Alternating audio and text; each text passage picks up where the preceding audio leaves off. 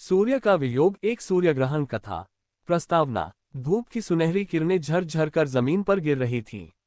गांव के लोग अपने दैनिक कामों में मग्न थे, खेत जोतना, गाय भैंस को चारा देना, बच्चे पाठशाला जाना।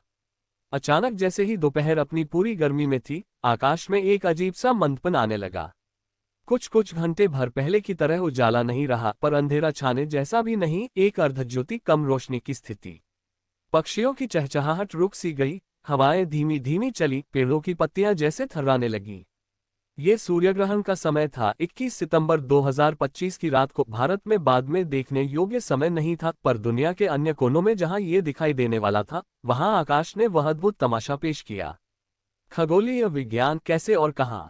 सूर्यग्रहण तब होता है जब चंद्रमा पृथ्वी और सूर्य के बीच आ जाता है और सूर्य की कुछ या सभी किरणें चढ़ पाने से रोकता है। ये ग्रहण आंशिक सूर्यग्रहण, पार्शियल सोलर एक्लिप्स है, अर्थात चंद्रमा सूर्य का पूरा हिस्सा नहीं ढंकेगा, बल्कि सूर्य का एक भाग ही छिपेगा। दिनांक 21 सितंबर 2025। ग्रहण की तीव्रता मैग्नीट्यूड लगभग 0.855, यानी कि सूर्य का लगभग 85-86% हिस्सा चांद से ढंकेगा, उस क्षेत्र में जहां ग्रहण पूरी तरह दिखेगा। दृश्यता विजिबिलिटी, दक्षिणी गोलार्ध के कुछ भागों में, न्यूजीलैंड, ऑस्ट्रेलिया के दक्षिणी क्षेत्र, अंटार्कटिका और पैसिफिक महासागर की कुछ द्वीपों में इस ग्रहण को देखा जा सकेगा। भारत में ये ग्रहण देखा नहीं जाएगा क्योंकि उस समय वहां सूर्य अस्त हो चुका होगा, रात हो चुकी होगी। ग्रहण का आरंभ 21 सितंबर की रात को भारतीय समयानुसार लगभग 10:59 बजे। ग्रहण की अधिकतम सीमा लगभग 1:11 बजे, 1:59 बजे। कुछ स्रोतों में अलग अलग समय बताया गया है। ग्रहण समाप्ति लगभग 3:23 बजे IST। पौराणिक धार्मिक दृष्टिकोण। भारत में सूर्य ग्रहण को सदियों से अशुभ माना गया है।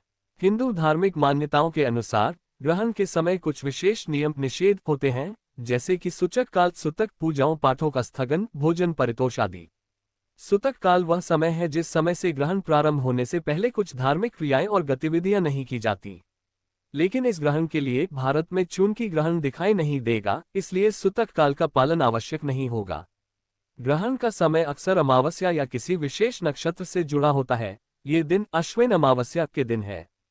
धार्मिक दृष्टि से ग्रहण को बुरे प्रतिकूल प्रभावों से जोड़कर देखा गया है। बच्चों, गर्भवती महिलाओं से संबंधित विशेष सावधानियां, भोजन पर विशेष नियम आदि।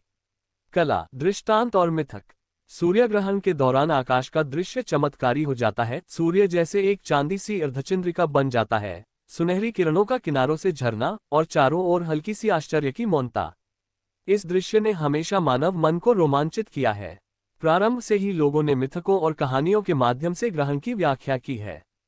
भारतीय पौराणिक कथाओं में राहु केतु की कथा प्रसिद्ध है, जैसे कि राहु ने चांद और सूर्य को पीने की कोशिश की और भगवान विष्णु ने उसका सिर भंग कर दिया, पर उसका सिर अमर बन गया और वह ग्रहण का कारण बनता है। ऐसे मिथक बताते हैं कि क्यों सूर्य अचानक गायब हो जाता है और फिर वापस आता है।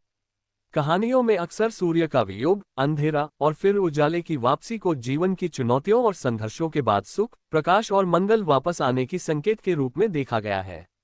वैज्ञानिक ज्ञान एवं प्रभाव। ग्रहण सिर्फ एक धार्मिक घटना नहीं है, बल्कि खगोलीय व खगोलीय विज्ञान के लिए एक सुअवसर है।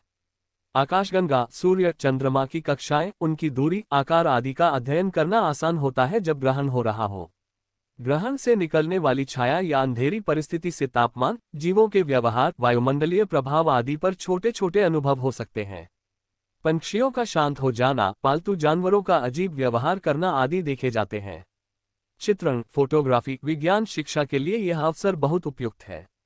इस ग्रहण की विशेषताएं। ये ग्रहण 2025 में अंतिम ग्रहण है। कक्षीय सेरोस श्रेणी में ये सेरोस 154 से संबंधित है। चूंकि यह अंशतः ग्रहण है, दृश्यता में सूर्य पूरी तरह नहीं दबेगा, पर ज्यादा भाग छिपेगा, जिससे सूर्य की रोशनी कुछ कम होगी, लेकिन अंधेरा बिल्कुल गहरा नहीं होगा। योजक चिन्ह, योजक चिन्ह, योजक चिन्ह।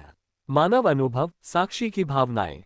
कल्पना करें, एक व्यक्ति ऑस्ट्रेलिया के दक्षिणी तट पर है।